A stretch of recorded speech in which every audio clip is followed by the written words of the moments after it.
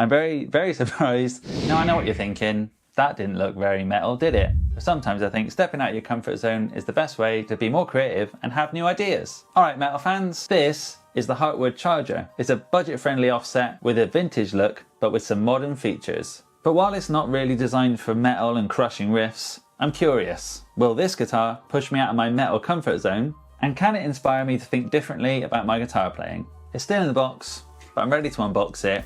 I'm going to give it my first impressions and find out if this affordable Jazzmaster alternative can surprise me, a metal guitarist. Will it change my mind? Let's find out. So, I've not really played like a traditional Jazzmaster-y shape before. This kind of shape for me screams bands like Foo Fighters and Nirvana. But recently, bands like Bring Me the Horizon, bands like Spirit Box, Sleep Token and Loathe have been using more traditional shapes with more modern metal features. So let's see what this is like. Ooh, it's pink. Ta-da! This is cool. Let's just get right into it. So, like I said, it's like I'd liken it to like a Jazzmaster kind of shape, but it has a bridge that you'd usually see on like an Explorer or a Les Paul or a SG. It's got like the Tune-o-matic with the hard tail stop on the end. It's got volume and a tone. Oh, it's got a pulley one as well, as you see there. Boop, boop. I imagine that's going to be for split coil, which is where the pickups that are humbuckers are in unison. Split coil will turn them into two single coils, so inside each one there's two and two. It will turn them into single ones. Give it more of a traditional sound, and then it's got a three-way selector there. As you may have seen on the back, there's no cutaways here. What I mean by that is there's no holes to do the batteries or anything like that. So I'm assuming everything is underneath this kind of pick cavity thing, scratch plate. This might just be for show, but this looks like this is where all the controls live. It's a 24 fret guitar. It looks like a standard scale. I don't think it's like a baritone or anything. One thing I was surprised by, I've just noticed, is that it has locking tuners on the back, which generally kind of vintagey guitars don't really have locking tuners. They would just have standard ones. So that's quite a nice touch because that will help it stay in tune a bit more as well. I really like the logo on the headstock too. That's quite a nice touch. It looks like the body that's really cool. It's like I think it's like a roasted maple on the back, the neck and the fretboard. It's quite nice. It's smooth. There's not a lot of gloss. It's quite like a matte finish, which is nice because my hands get stuck to these kind of guitars. And it's got two humbuckers, like I said earlier, with a three-way switch. So it'd be interesting to hear how it sounds. I imagine it might be a kind of traditional sound rather than a modern sound. But we're going to see if a metalhead like me can play a guitar like this. And another thing I do like is it has kind of a groove on the back here, you can see, for the body, where it will fit against your body, so it'll be quite comfortable. One thing I'm really surprised by is how cheap it is. I think it's £250, which is around about $300 or more than $300 in America. And I'd say it feels a lot more expensive than that. I'd say it easily would be like maybe like $500 to $600, if not more. The fret ends, they're level and they're rounded. There's no sharpness on these ends here. The build quality and everything seems to be great. There's only a few like finish issues, but that's more like painting and stuff after, which isn't really that much of an issue. The roasted maple, like I said, is really nice satin feel. Some people don't like this paint change here, but I actually quite like that. It reminds me of Jackson guitars, and I don't need it to graduate. I don't mind that it stops off. It feels quite good. And yeah, although it's, I guess, designed to look vintage, it does have a lot of modern features. Like I said, humbuckers, it's got locking tuners, and although it looks a bit like a Jazzmaster, it probably is more like a Les Paul or an SG because it's got humbuckers, and Jazzmasters tend to have single coils. So yeah, I think it's quite sturdy, but the all-important bit is how does it sound? Let's find out how it sounds. We're plugging it in and getting some tone demos.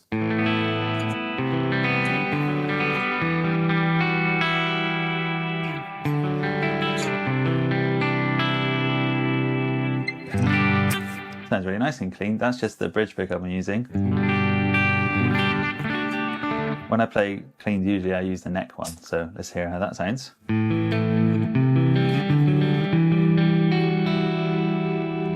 It's nice and warm.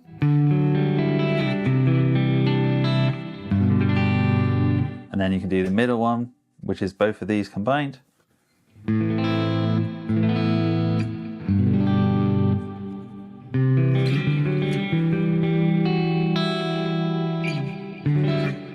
And then this guitar also has a split coil, which is where you pull this dial up, and then it gives us, if I'm in the neck position, just the single coil version, not the whole humbucker.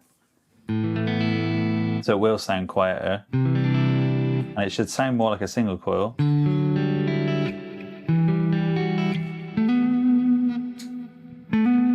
Doesn't really make massive difference, to be fair.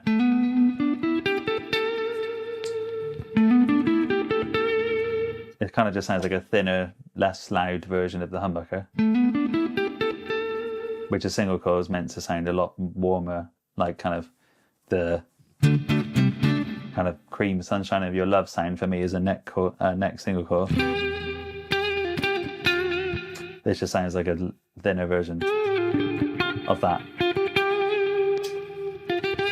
Yeah, it does it, but I prefer the humbucker version.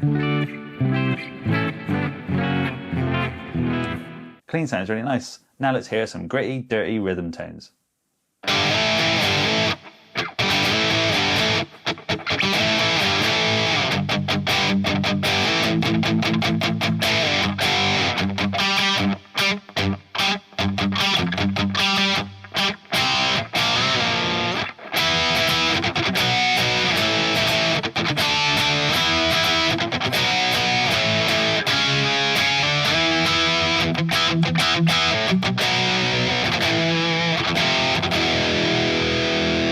Getting the beak, gotta speak. Start again.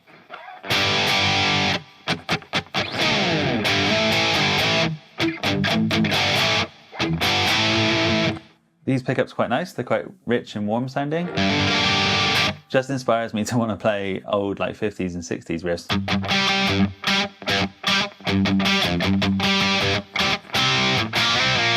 But then it's like Blink-182, Foo Fighters, Nirvana screams a little bit.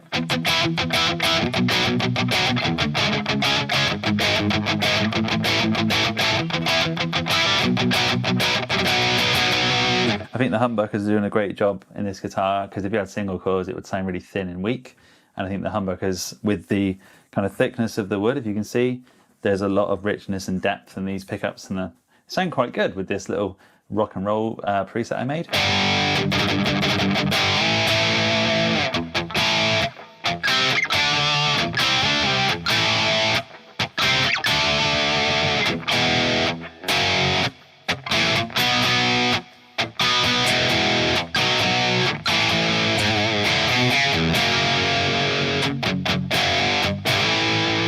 Almost sounds like I'd probably play metal on one of these. Let's just find out. Let's make a little metal preset. Does it do metal?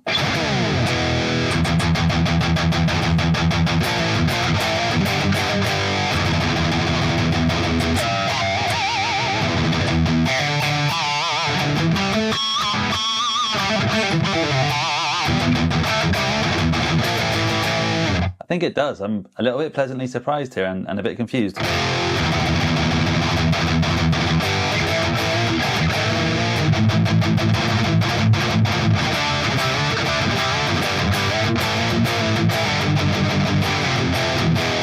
I'm very, very surprised. A guitar that plays cleans and kind of low gain rock and roll riffs does also play metal. That's not usually a thing.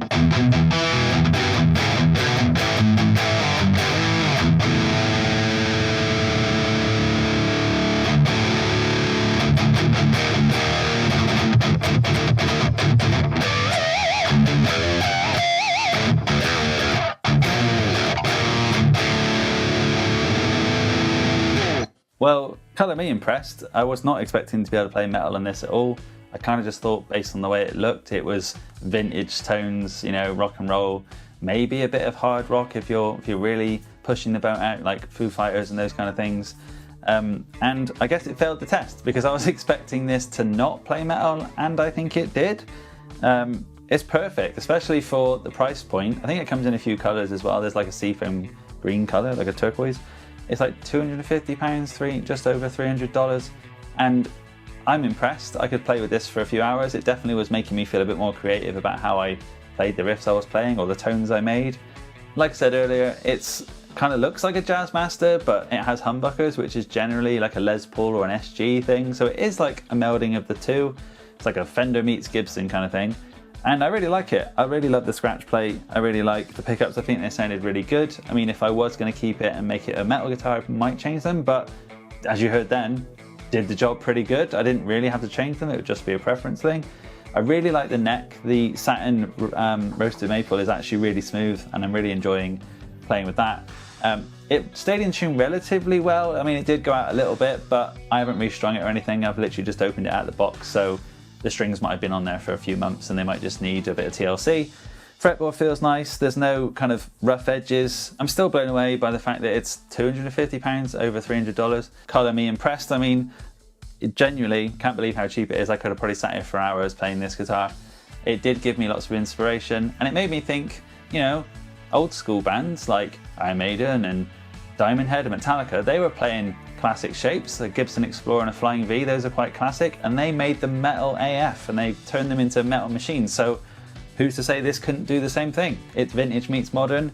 And like I said earlier, bands like Bring Me the Horizon and Spirit Box and Sleep Token and those kind of people are using more traditional looking shape guitars with more modern sounding pickups and hardware. Again, the hardware on this is really sturdy. The tuning pegs are great. It only went out of tune a tiny bit, but again, it could be the strings are old. Pickups did sound great. I would change them probably only because I like other sounds, but it, as you saw and heard, it did metal super duper well. It handled drop D quite well as well. I wonder how well it would handle super low tunings because it is a normal scale length, so it should be fine. And you know, if you're familiar with me, you might think, Jamie, I thought you just loved black guitars or, you know, super metal ones with points and stuff, and I think it looks really cute. I think the pink is really nice. I really like the sparkly pickguard, like I said earlier. I love the fact that there's nothing on the back, it's quite clean, and I really like the roasted maple on the back. And I love pink guitars, it looks really nice, and it's really cute, and I think it would be a weird juxtaposition to play metal than this, which will actually shock a lot of people, which is awesome. So yeah, I couldn't recommend this anymore. I think it's suited to all levels of ability and skill, beginners, intermediate and pro. I've been playing for 20 years and I think it played really well, and if you're a beginner I think you wouldn't have any kind of struggles. There's no like super wide frets or there's no high action or anything. It came set up really nice. It sounds great, so it's easy to get good tones out of it. It's affordable, so if you're a beginner it's super great. If you're a pro and you just want a spare guitar and you're in a functions band or something, then it's also super great because of how affordable it is. Maybe buy yourself two because they're two different colours. And again, I think it suits all genres, unless you're in some band that doesn't play pink guitars, then I guess it would be fine for all of you. I would happily play metal on this, but again, it also did inspire me to want to break out of my metal comfort zone and play rock and clean stuff and hard rock and fingerpicked and all that kind of thing. And yeah, the neck for me was my favourite bit, the kind of satin roasted maple. I really like that. I've got that on another one of my guitars, and the pickups sounded great. So if you're a fan of vintage stylings with a modern sound, look no further than the Hartwood Charger by Gear for Music. There's a link in the description below.